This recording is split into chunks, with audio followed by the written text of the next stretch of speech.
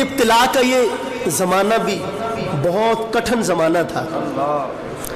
سیدہ فرماتی ہیں کہ جب ہم غزوہ بنو مستلق سے واپس آئے تو 1 ماہ تک تو میں بیمار رہی، اور میری خدمت کے لیے میری والدہ اور باندی موجود تھی رسول پاک کی، اور آپ ہمارے گھر تشریف لاتے تو کھڑے کھڑے میرا حال پوچھتے اور چلے جاتے۔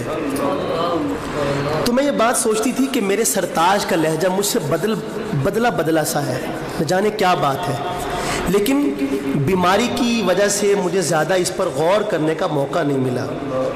1 ماہ کے بعد کہتی جب میں کچھ تھوڑا سا صحت یاب ہوئی تو میں گھر سے باہر نکلی قضاء حاجت کے لیے، تو کہتے ہیں کہ اچانک جو ہمارے ساتھ خادمہ تھی اس کے پاؤں کو ٹھوکر لگی، تو اس نے اپنے بیٹے کو بد دعا دی۔ تائیسا مستہ نام تھا بیٹے کا۔ تو سیدہ فرماتی میں نے کہا کہ تو اپنے بیٹے کو بد دعا دے رہی، کوئی ماں ایسی بھی دنیا میں ہے جو بیٹے کو بد دعا دے؟ تو وہ فرماتی ہیں کہ عائشہ کیا تمہیں نہیں پتا کہ میرا بیٹا کیا کر رہا ہے آج کل، کیا کر رہا ہے؟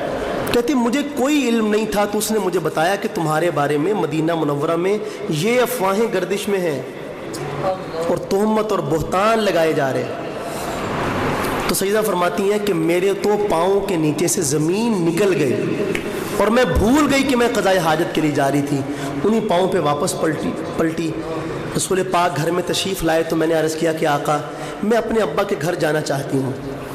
کہتے ہیں کہ جب میں کبھی ایسا کہتی تھی پہلے تو آپ کوئی نہ کوئی مجھے محبت کا جملہ ضرور ارشاد فرماتے تھے، مثلا کہ وہاں کیا ہے جو یہاں نہیں ہے، یہاں کوئی کمی ہے جو تم وہاں جانا چاہتی ہو، یا ابھی تو وہاں سے ہو کے آئی ہو، وغیرہ وغیرہ، جو بھی پیار کے جملے میاں بیوی کے درمیان ہوتے ہیں۔ لیکن آج آقا سے جب میں نے اجازت مانگی تو آپ نے فرمایا کہ ٹھیک ہے جاؤ۔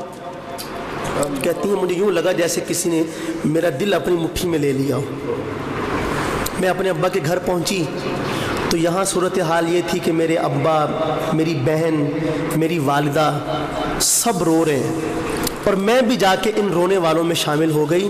یوں لگتا تھا جیسے کلیجہ پھٹ جائے گا۔ اور کہتے ہیں کہ ہمارے اس رونے کو دیکھ کر ہمارے گھر میں موجود بلی بھی رو رہی تھی۔ کہتے ہیں کہ میرے والد جب روتے تھے تو ایک بات کہتے تھے، تو وہ بات اتنی بھاری ہم پہ گزرتی تھی۔ فرماتے تھے کہ جن باتوں کا الزام ہم پر زمانہ اسلام میں لگایا جا رہا ہے، ان باتوں کے قریب تو ہم کبھی زمانہ جاہلیت میں نہیں گئے، ہم پاک نسب والے لوگ ہیں، کیا یہ بہتان لگائے جا رہے ہیں ہم پہ؟ تو سیدہ فرماتی ہیں کہ 7 دن اور 7 راتیں اسی حالت میں گزرے، نہ کھایا نہ پیا نہ ہی نیند آئی۔ کوئی تصور کر سکتا ہے؟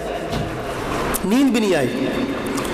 اور اپنے اللہ کے سامنے فرماتی ہیں کہ 7 دنوں کے بعد سرکار دو عالم گھر میں تشریف لائے تو میری والدہ بھی تشریف، میں چارپائی پر دراز تھی، آپ میرے سامنے تشریف فرما ہوئے۔ اب اس بات کو 37 دن گزر چکے اور آپ مجھے کیا فرما رہے ہیں کہ دیکھو عائشہ، بہتان کی ایسی فضا چل رہی ہے اور آپ فرما رہے ہیں دیکھو عائشہ، اگر تو تم بے گناہ ہو تو اللہ تعالیٰ تمہاری برات کا اعلان کرے گا، اور اگر کوئی ایسی بات ہے تو معافی مانگ لو اللہ تعالیٰ سے دل ہی دل میں، اللہ تعالیٰ تمہاری معافی کا اعلان کر دے گا، تو تب بھی معاملہ نمٹ جائے گا۔ تو میں نے اپنے ابا سے کہا کہ ابا جان ذرا جواب دیجیے۔ تو میرے باپ نے کہا کہ بیٹی خدا کی قسم ایک لفظ نہیں ہے کہنے کو، کیا کہوں؟ تو میں نے ماں سے کہا کہ اماں جان آپ بتائیے، مائیں تو بیٹیوں کو جانتی ہیں، ان کے کردار سے بھی واقف ہوتی ہیں، آج آپ میری صفائی میں کوئی 2 جملے بولیے نا، تو میری ماں نے بھی میرے آگے ہاتھ باندھ دیا کہ بیٹا ہم کچھ نہیں کہہ سکتے۔ تو سیدہ فرماتی ہیں کہ میں نے کہا کہ عائشہ یہ تیرا مقدمہ ہے اور تجھے خود ہی لڑنا ہے۔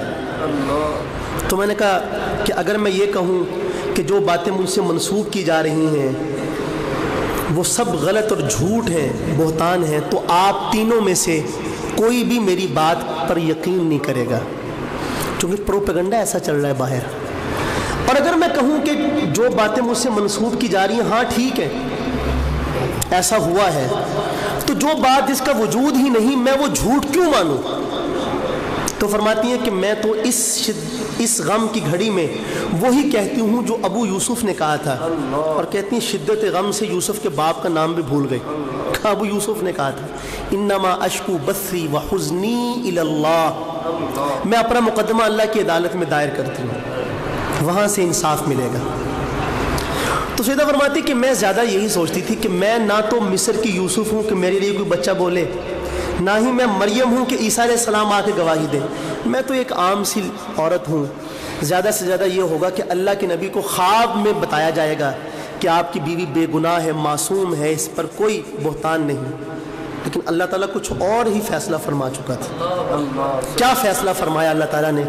سیدہ فرماتی ہیں اس کے بعد وحی نازل ہونا شروع ہوئی، میں یہاں مطمئن لیٹی ہوئی ہوں، بالکل مطمئن، اور 7 دن کے بعد یہ پہلا موقع ہے کہ میرے آنسو بند ہو گئے، تو کہ اب جس عدالت میں جا کے کیس داخل کیا تھا تو وہاں ظلم کا شائبہ نہیں، وہاں سے انصاف آئے گا۔